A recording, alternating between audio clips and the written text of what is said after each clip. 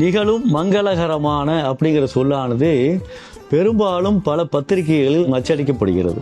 தமிழகத்தில் இருக்கக்கூடிய அனைத்து தமிழர்களும் என்ன செய்கிறார்கள்? இந்த பொதுலகர லாவை பயன்படுத்துகிறார்கள். இந்த மங்களம் என்று சொல்லக்கூடிய இந்த லா போட்டோம்னா என்ன பொருள் வரும் அப்படின்னா, நிறைவு அப்படிங்கிற பொருள் வரும். நிறைவு.